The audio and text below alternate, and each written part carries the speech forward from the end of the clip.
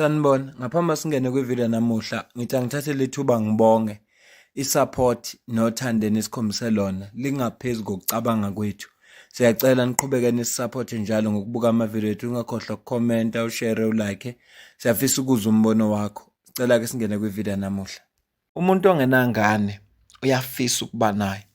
Onengane akakujabuleli ukuba naye. Impilo esiyiphilayo nje ibuhlungu ngalokho. Kunodaba la lomunye ubhuti oboshiwe ngoba kuthiwa ubulala ingane yakhe. Sizofunda ke-article yakhona.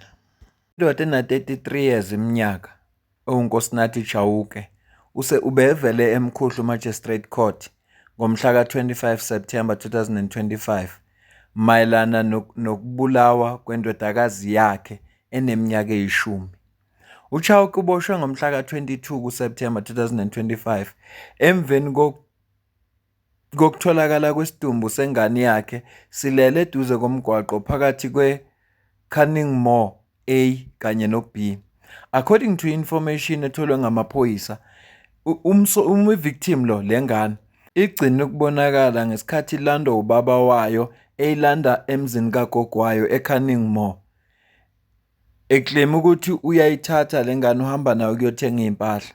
Uma ke amaphoyisa efika kwiscene kufika nebe-emergency medical services bathola ingane ilele emgwaqweni base beya-declare ukuthi le ngane lena isishonile khona lapho esigamekweni.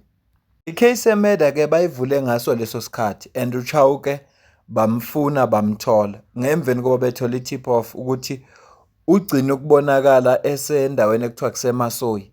Amaphoyisa ekuthe swiftly asiyambopha ngalo lona suku la ngomhla ka-22. Umsolwa lona uvelile ke enkantolo ngomhla ka-23. I-case yasipostponela umhla ka-25. Sizolilandela ke lolu daba sizwe ukuthi ligcinaphi.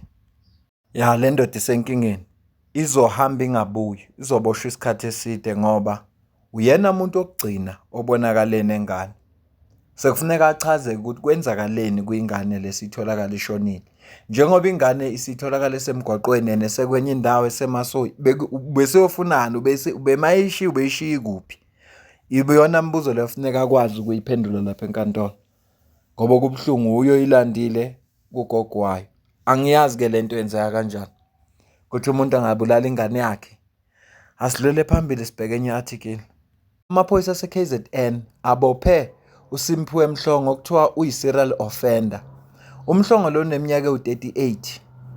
Uboshwe ngomhla ka-16 kuSeptember. Eboshelwe ukutholakala nemoto entshontshiweyo nokuphatha isibhamu esingekho semthethweni kanye nokutholakala ne-uniform yamaphoyisa. Unqatshelwe ke ibail wayese egcinwa lapha esestokisini after sevele e-Utrecht Magistrate Court ngomhla ka-22 kuSeptember. Umhlongo lo sebemlinke necala lokubulala i-taxi owner yase-Osizweni kanye nosomabhizinisi kanye nokurobha amabhizinisi. Lokho kwenzeka e-Utrecht during inyanga kaMeyi ngo-2025. Ama-investigation ke bathi they are still ongoing and kulindelekile ukuthi uSimphiwe Mhlongo lo abhekane namanye amacala ngaphezu kwalawo abasabawa abalili. Sidlule kolunye udaba sizophawula nje mhlambe mase sesikhava indaba ezi3 noma 4 ngoba zithanda ukuba ningi le ndaba enginazo. Amaphoyisa ase-Free State ePetrusstein abophe abasolwa abathathu after umphakathi ubaphi tip off mayelana nokutshontshwa kwamakhebuli kagesi obekuplaniwe. About 200 kg amakhebuli awetha 200,000 rand ngokwemali abawathole ephethwe la madoda lawo. Bebawalayisheke kwibhaki. Ibhaki leyo i-chainsaw kuthathiwe abasolwa labo baneminyaka ewu-36, omunye una-39 bese ukugcina una-56. Bazovela ke ecourt sebevelile ke. Bebezovela ecourt ngomhla ka-25 kuSeptember. Sizozwa khona ukuthi inkantolo ifuna ithini ngabo. Yibo labo efuneka baboshwe bangaphumi ngoba abantu banenkinga okungabi nagesi ngenxa ukuthi bona batshontsha amakhebuli.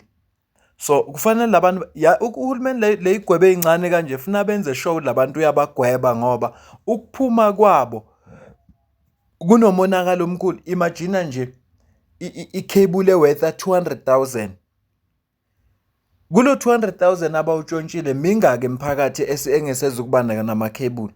bangaka abantu abangasezi ukuba namakhebuli. So ngenza nje le video cause ngifuna siwuncome lo msebenzi wenziwa amaphoyisa. Amaphoyisa enze kahle la ngoba ababophe labantu. Kubuhlungu kabi nihlala ningabi nagesi ngenxa yokuthi ikhebuli ayikho. Ekubeni iyadura le khebuli yakhona kunomuntu nje ofuneka ngoba lo muntu uma etshontsha into ze-state lezi efuna zisiza umphakathi. So ukutshontsha nje akukho kuhle ngoba kukhona okum-affectayo. Le cable bathi is 200 kg mabeyikala.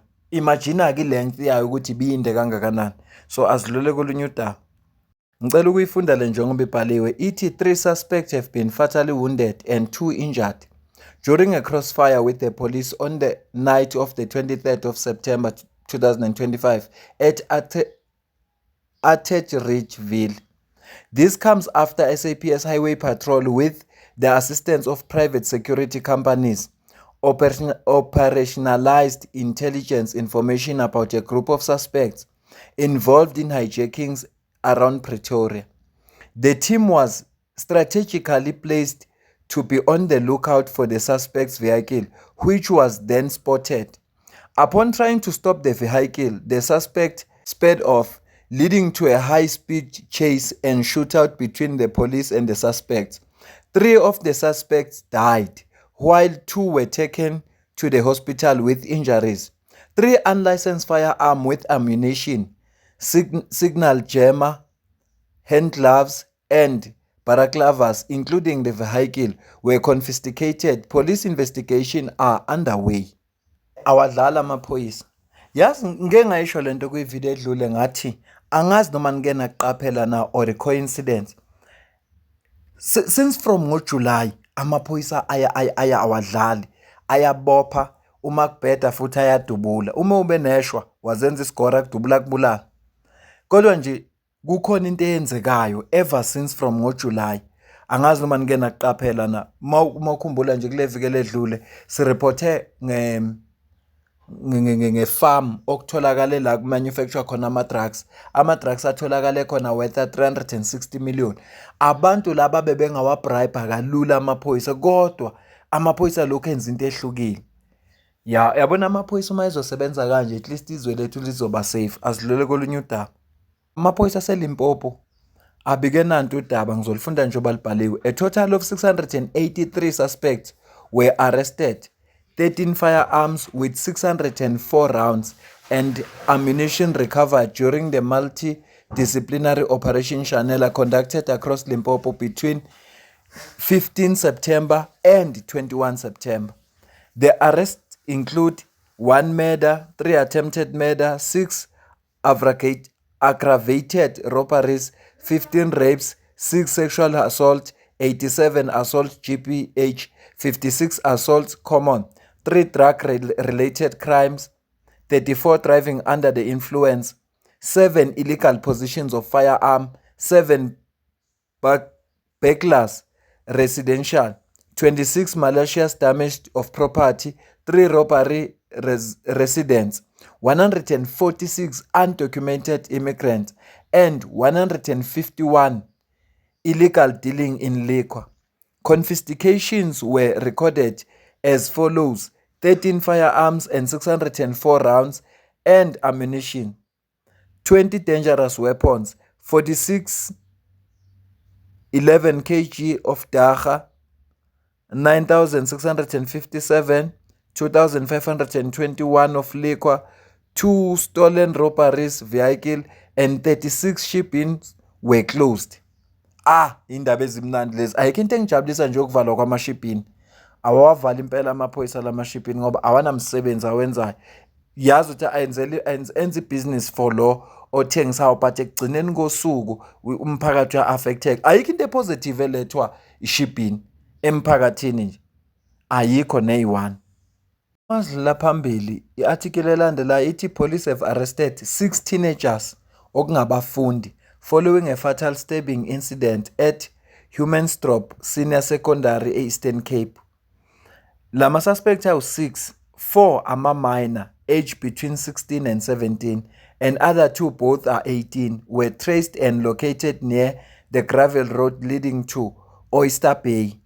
The 6 were questioned and later detained on a charge of murder. The 4 minor will be processed to appear in the children's court, while the other 2 suspects will appear in the court on Thursday on the charge of murder. Amaphoyisa ase-Western Cape akhiphe nanku umbiko. Swellendam confiscated 2 firearms and several rounds of ammo when a member attended to a complaint at a residence in Voortrekker Street, Swellendam on Monday, 22 September. Members immediately operationalized information which resulted in the recovery of 2 firearms, 4 imitation firearms, as well as 378 various associated rounds of ammo on site. A 35-year-old male was arrested for unlawful possession of firearms and ammo. Umasidlula phambili, amaphoyisa ase-Northwest asibekele lokhu. As part of stamping the authority of the state, the weekly high-density Operation Shanela 2 conducted between Monday 15 September and Sunday 21 September resulted in the arrest of 1,038 suspects for various transgressions across the Northwest Province. Among the 1,038 suspects, 489 were wanted suspects. When nabbed by detectives after being linked to committed crimes through forensic, DNA and other leads. Furthermore, police confiscated 18 firearms, 82 fireworks, 3 vehicles, 99 rounds of ammunition, 3 cellular phones, tablets, laptops, liquor and variety of drugs, and tobacco products. Anake sizokhuluma ngomsebenzi owenziwe i-Political Killing Task Team. Ifundeka kanjena ke indaba yakhona. We welcome the double life sentence handed down by the Pietermaritzburg High Court to hitman Sabelo Phewa. Sabelo Phewa was convicted on the murder of Sibusiso Sithole, who was municipal manager for the Richmond local municipality. Sithole was shot and killed at the Richmond licensing office in 2017 while on his way home to attend a meeting with then council to discuss the issues he was investigating. He was at the time investigating fraud and corruption involving tenders and kickbacks in the municipality.